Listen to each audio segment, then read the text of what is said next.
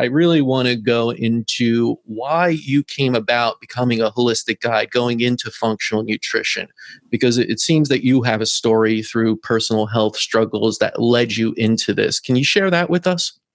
Absolutely. It'll be making it concise for you, right? Go as Oh my long gosh. or as concise as you want to be. I always say, like, if you Oh want my to start gosh. in the womb, then that is where the story starts. Ooh, the womb. I love it. Yes, I love that. I won't start there because then it Okay. will be really long.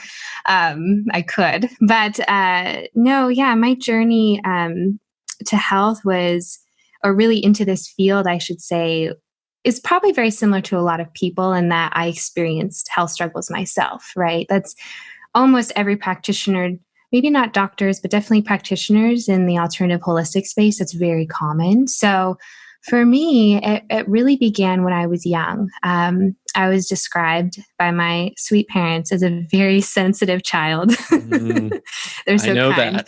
I was very sensitive, so very. Now I know what it was, but back then I just knew that I was easily impacted by others' presences. I just my emotions were forefront. They drove me, and I was easily worn out. And then I woke up often in the middle of the night with a lot of stomach issues. And again, I didn't know what was going on at that time. My parents didn't either. They just thought I was a normal kid. You know, I wasn't really a complainer, but I was often in a lot of pain, a lot of nausea. So as like a child, I had a lot of hard time breathing, a lot of allergies, all that fun stuff. So as I grew older and went into high school and college, that's when I started noticing that I was different. That other people didn't seem to have those same issues, and or at least they didn't talk about them. And that I started feeling different, and that's when and my mom started noticing I was different too. So that's when I started going to a few doctors and just saying, "Hey, like, what's going on? I wasn't developing normally. I wasn't having normal symptoms of becoming a woman." And they would just kind of slap some names on me. I got PCOS. I got a few other things. You know, I don't really believe in labels, but that's, you know, what I was labeled with at that time, which a lot of the diagnoses I received were kind of unknown diagnoses. There wasn't a lot of answers. So I got kind of funneled into different categories attempting to resolve it. So went to college and really started kind of digging into my own health at that time. And my godfather was a chiropractor. So I grew up with my best friend being very aware of like the alternative space, didn't really know what it was, but that all kind of came flooding back in college when my best friend really talked to me about, hey, why don't you look at the food that you eat? And that was the first little like aha moment of the food I eat. Well, I'm super healthy. Like I grew up in Southern California. My mom was a part of the original Jazzercise crew. Like we were healthy, you know, we were like the quintessential, California trendy healthy. And we ate salmon and, you know, all the good stuff, Mediterranean diet, Atkins, all of that was super popular at that time. And my mom was, you know, very active. We took vitamins from a young age. So I had this perspective that I think a lot of people still have to this day, that they're healthy.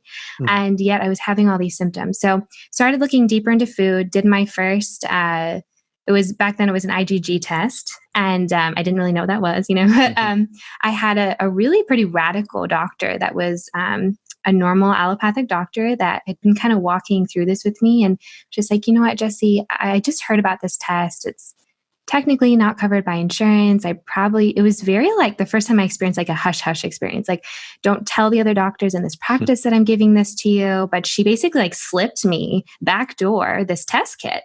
And I went into the test kit and came back and I was sensitive to all the foods, like all of them. And I remember this moment. I worked at the fitness center at my college and I got the call from the doctor with results. I stepped outside and she said, Jessi, I don't know what to tell you. You came back with high response, high reaction to every single food.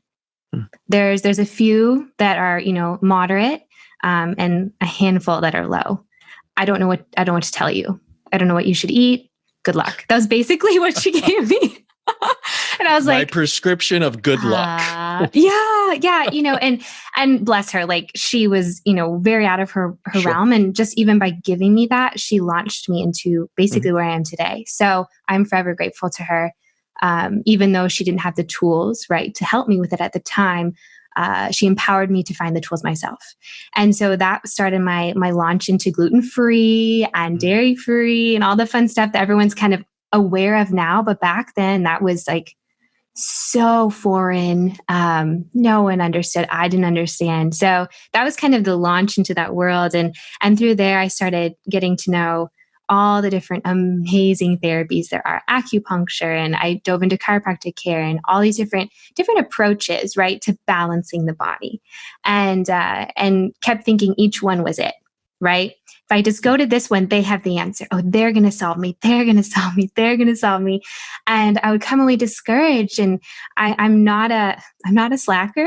I'm very much 110% kind of person. So when I would hear from a doctor, maybe you didn't try hard enough, that's when I was like, I'm out. Like this is no, like if you saw how how hard I tried, So I finally. And I'm trying to think of the moment, but I know that over time I started to realize, and it was probably a compilation, that each practitioner wasn't the answer. They were giving me a piece of my puzzle. Right. And each piece of that puzzle was a gift. But I didn't have the patience or the persistence to walk through the whole journey with one practitioner. And sometimes it wasn't the right fit. They gave me what I needed for that moment, and then I needed to move on to someone else. So it was kind of a two-way street there. But as I made my way through, I started gaining so much knowledge and seeing improvement in my own health and having just feeling a lot better, and kept moving through. And at that time, that's when people around me started going, whoa, Jessi, like you seem so much calmer. You're not as stressed. Cause I was very type A, just like, type of person, like, oh, you're so calm. You seem really healthy. Like I had a lot of acne growing up, so your skin looks better, just all these things. You're losing weight, all this stuff. And I was like, well, like I'm not doing any of the normal stuff. Like I'm not really working out that much. I'm not like doing all the things that you would normally see like in a cool, trendy magazine. And so I started kind of sharing my story and sharing my tips with others. And I think that's, often how it starts. And a lot of my friends were starting to go to different schools and programs because, of course, when you're in this space, you kind of start gathering with others that are on a similar journey. And so a lot of people were going to this specific nutrition program that I was really interested in, but I was like, no, like, I still want to go into marketing. I still want to be a creative. I still want to like, science freaks me out. Like I'm so not, that's not my natural, I should say, just it's difficult for me. Like it doesn't come to me naturally. So I have to work really hard to understand concepts and remember them. But I like 6 years later, after all my friends had already gone through all that, and I kind of almost felt like I went through it because I read all the books and I was just doing I'm big on self-learning and self-teaching. And finally I was like, okay, I'm supposed to do this. And there's like a story to that, but I went to school and that was kind of the launch into, okay, now I'm a practitioner kind of space, which was so different. And the truth is like my journey with my own health is continual, right? It's never, I don't think we ever arrive, right? It's maybe you come to a really beautiful space of balance, but you're constantly having to recultivate that and recultivate that and recultivate that because we live in a world of constant stressors and there's just no arrival. So that was something I had to come to grips with too in my journey.